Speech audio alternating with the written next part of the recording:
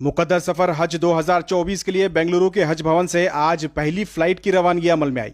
रियासती वजीर खादिमुल हुज्जाज जमीर अहमद खान ने पूरे हज भवन के कामों का जायजा लिया। इनके साथ रियासती वजीर बराए हज रहीम खान, सीएम के पॉलिटिकल सेक्रेटरी नसीर अहमद, हज कमेटी के मेंबर जुल्फकार टीपू, सैयद मुजाहिद, मौलाना जैनुल आबदीन के अलावा केएमडीसी के चेयरमैन बीके अल्ताफ, हज कमेटी के साबिक चेयरमैनान और हज कमेटी के एग्जीक्यूटिव ऑफिसर सरफराज खान वगैरह मौजूद रहे।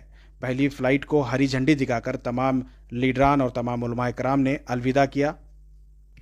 वाज़ेह रहे, हर साल हज कमेटी की पहली फ्लाइट का इफ्तिताह बड़े पैमाने पर होता है। इसका इफ्तिताह रियासती वजीर आला करते हैं, लेकिन इस मरतबा कोड ऑफ कंडक्ट होने की वजह से वजीर आला सिद्द रमैया इस प्रोग्राम में शरीक नहीं हुए, इसीलिए सादगी के साथ इस प्रोग्राम को किया गया। और वजीर आला सिद्द रमैया के ताल्लुक से रियासती वजीर जमीर अहमद खान ने मीडिया से बात करते हुए बताया कि वजीर आला आना चाहते थे, इलेक्शन के कोड ऑफ कंडक्ट की वजह से नहीं आ पाए हैं और उन्होंने ये वादा किया है कि अगली बार वो ज़रूर आएंगे। रियासती वजीर जमीर अहमद खान ने कहा कि वो हर बार जब भी वजीर आला होते हैं तो बिला नागा इस प्रोग्राम में शरीक होते हैं।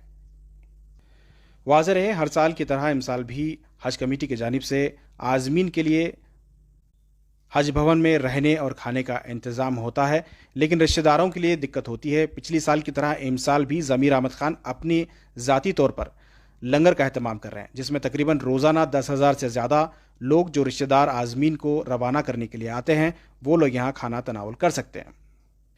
वाज़ेह रहे, इस मरतबा 13,000 से ज़्यादा अर्जियाँ हज के लिए मौसूल हुई थी, जिसमें कर्नाटक के कोटे से 10,132 अर्जियों को कोटे के तहत मौका मिला। इस कोटे में तकरीबन 2,200 कैंसलेशन भी हुए। इस वजह से बाकी जो 3,000 से ज़्यादा लोग थे, इनमें से वेटिंग में थे, उन लोगों को मौका दिया गया है। अब सिर्फ 940 ही अर्जियाँ पेंडिंग है, यानी वेटिंग में है। इसके लिए भी रियासती वज़ीर ने बताया कि हज कमेटी ऑफ इंडिया से गुजारिश की गई है कि मज़ीद 940 एडिशनल कोटे के तहत दिया जाए, ताकि कर्नाटक के तमाम आज़मीन यानी जो अर्जीदार हैं उन्हें मौका मिले।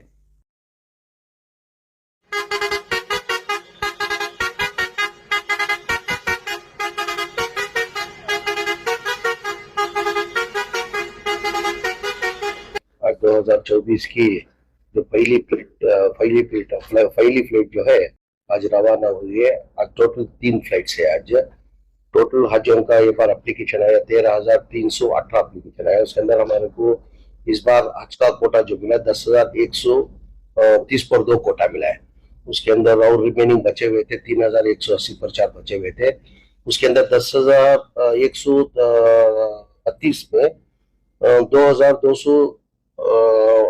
2,240 पर्चे कैंसिलेशन हुए थे।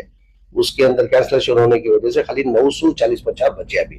तो हमने हज कमेटी ऑफ इंडिया के लिए हमने अपील कर दिया कि एडिशनल हमारे को 940 कोटा देंगे तो हमारे तमाम हाजियों जाने जैसा होता करके वो लोग 100% कोशिश करके देते करके वादा किए। इस बार अगर 940 हमारे को मिल गया तो तमाम हज इकराम इधर से रवाना करेंगे करके। सबसे पहले मैं जो भी हज इकराम जो हज के रवाना हुए उनको दिल की गहराई से मुबारकबाद देते हुए अल्लाह उनका हज आसान फरमाए और कबूल फरमाए।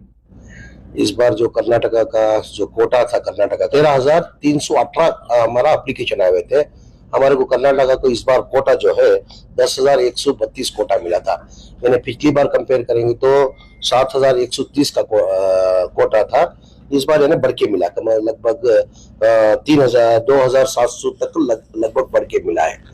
तो उसके अंदर अभी बचे हुए 3,180 पर 6, उसमें 2,240 पर 6 कैंसिलेशन हुए होने की वजह से खाली 940 बचे हुए हैं इसके अंदर जो एप्लीकेशन आए थे उसके अंदर। तो हमने हज कमेटी ऑफ इंडिया से रिक्वेस्ट भी किया है कि हमारे को एडिशनल कोटा दो करके रिक्वेस्ट किया, उन्होंने अदा किया है। हमने एडिशनल कोटा देते करके आज वादा किया। आज पहली फ्लाइट रवानगी हुई है।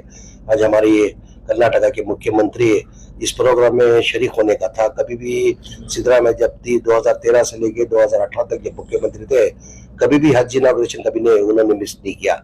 उसके साथ में जब खुर्रा हुआ वो खुर्रे के लिए भी हाजिर हुआ करते थे।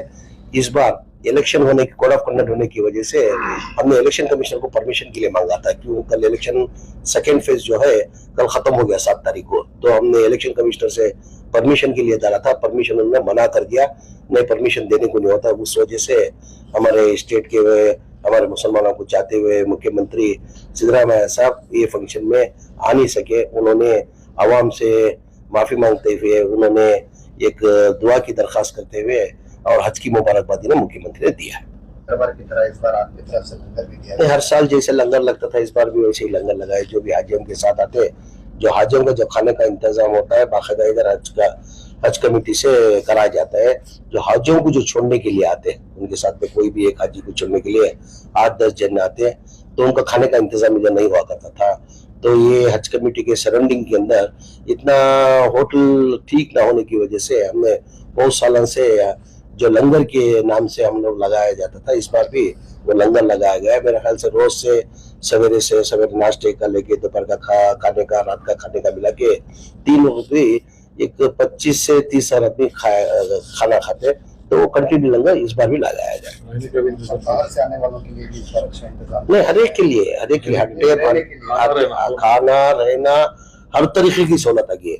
जो हाजियों जो है कैंप में रहते, जो इनके साथ जो छोड़ने के लिए उनको आते, जो मेहमान बोलते उनको अलग बाजू में हमारे मरहूम जाफर शरीफ साहब की जगह के अंदर उनको अलग लेडीज के लिए अलग इंतजाम किया है, जेंट्स के लिए अलग इंतजाम किया है, मस्जिद का अलग इंतजाम, लेडीज को अलग मस्जिद का इंतजाम किया है, जेंट्स को अलग मस्जिद का इंतजाम किया है, टॉयलेट बाथरूम का भी अलग लेडीज और जेंट्स को दोनों करके वजू खाना सब अलग ही इंतजाम कराया गया।